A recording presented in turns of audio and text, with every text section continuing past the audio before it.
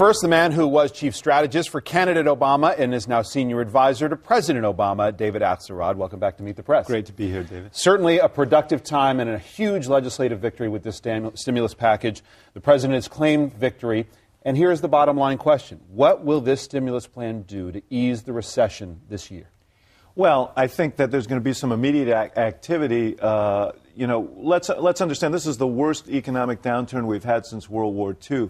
So our first mission is to try and slow the trajectory of it and turn it around. This will do that. This will help do that. We believe in the next couple of years that it will create 3.5 million jobs. That's going to be very important. We're also going to prevent the layoff of key personnel in states like teachers, police, firefighters. We're going to help those who are caught in the brunt of this with longer unemployment insurance, helping them with their health care. And ultimately, we're going to put people to work doing the work that America needs done in energy, in health care, in education, rebuilding our roads, bridges, dams, and levees. That's going to have a long-term effect and a short-term effect. But a lot of those projects are going to begin soon. But let's be clear, though. It's not going to be an overnight turnaround. The president's been clear. It took a long time for us to get in this mess. It's going to take a while for us to get out of it. Unemployment is at 7.6%. That doesn't even capture people who have stopped looking for work. Will this stimulus plan prevent unemployment from reaching 10%, do you think? Well, that's our hope. That's our hope. There's no doubt that without it, that's where we were looking, double-digit unemployment. And that's what we're trying to forestall. We want to turn this thing around, and we think that this will happen. That's why the president had such a sense of urgency of acting now. As you know, we lost 600,000 jobs last month, over 1.5 million in the last 3 months. The trajectory is horrible.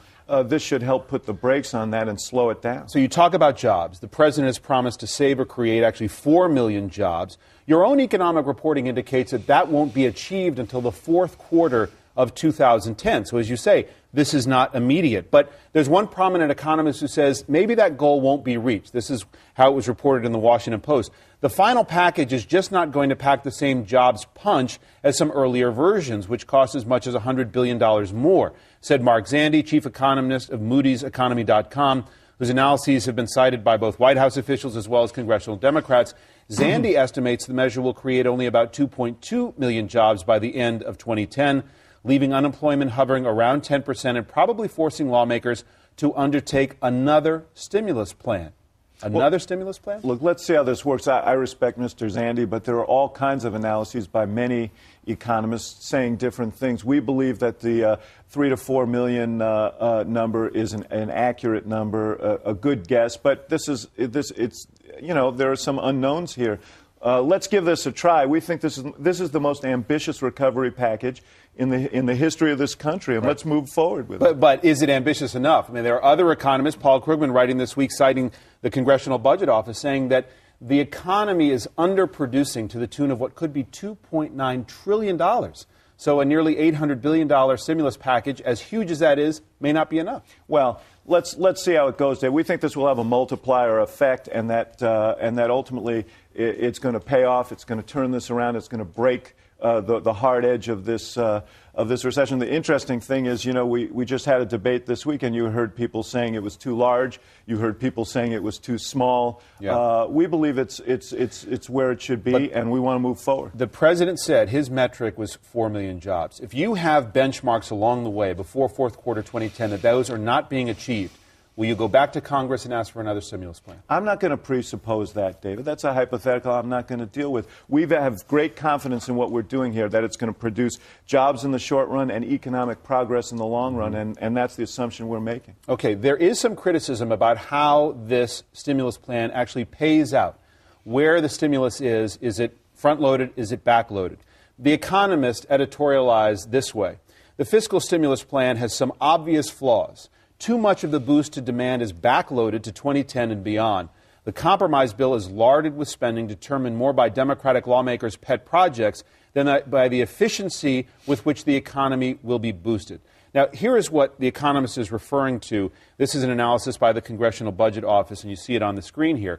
In 2009, just 22%, almost 23% is spent out. The total outlays for 2010 and beyond is the majority, over 77%. Is it too late? Well, there have been discussions back and forth about this. We believe that 75% of this money will be spent out in the first 18 months.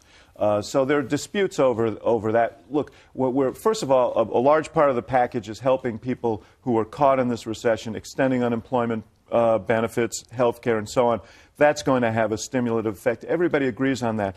There's aid to the states in there to prevent layoffs. And that is going to have a stimulative effect. There are tax cuts in there that we feel are going to have a stimulative effect. And obviously putting people to work, rebuilding this country on energy projects, infrastructure projects, rebuilding classrooms all over this country to bring them up to 21st century standards and so on. All of these things are going to have an impact, and those things are going to happen quickly. But you're depending on a psychological bounce that comes from the passage of this stimulus, when the reality is the government outlays pay out rather slowly. Infrastructure spending pays out rather slowly. There's questions about whether government contracting will work as efficiently as possible. Do you run the risk of losing precious ground during a time when the economy is worsening day by day? Look, obviously this is a complex task administering this program, and we're going to devote significant resources to making sure that it's done right in terms of oversight, transparency. People will know what's happening, and we'll know what's happening. But there are a lot of projects all over this country that are ready to go, that have been vetted and cleared, and we're just waiting for funding that will begin very quickly.